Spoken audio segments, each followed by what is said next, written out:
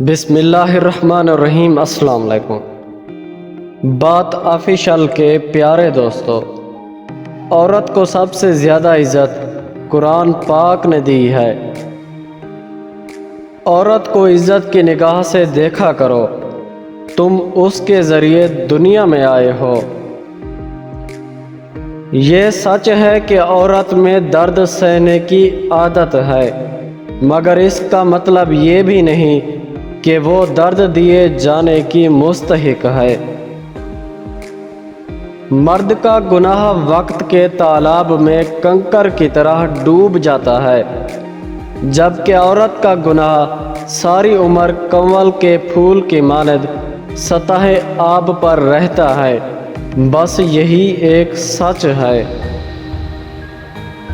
عورت کے لیے ضروری ہے کہ گناہ کرنے سے پہلے وہ اپنے آپ پر ترس ضرور کھائے، کیونکہ گناہ کرنے والی عورت کو توبہ کے بعد صرف اللہ معاف کرتا ہے، لوگ نہیں۔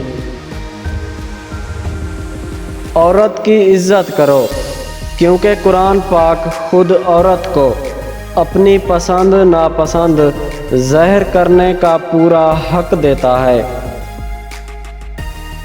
عورت کے پاس یہ صلاحیت ہے کہ حالات کے تقاضے کے مطابق وہ والدین کا بیٹا بھی بن سکتی ہے اور اپنی اولاد کا باپ بھی۔ عورت تب برباد ہونا شروع ہو جاتی ہے جب اس کے حسن کی تعریف ایک غیر مرد کر رہا ہوتا ہے۔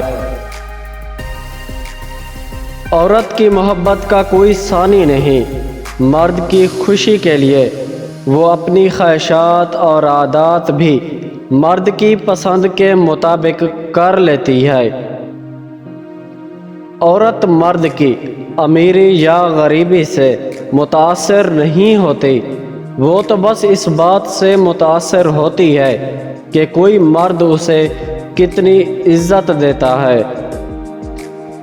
کبھی ایسی عورت سے ناطہ نہ توڑے جو تمہاری بہت سی خامیوں کو جانتی ہو اور پھر بھی تم سے محبت کرتی ہو۔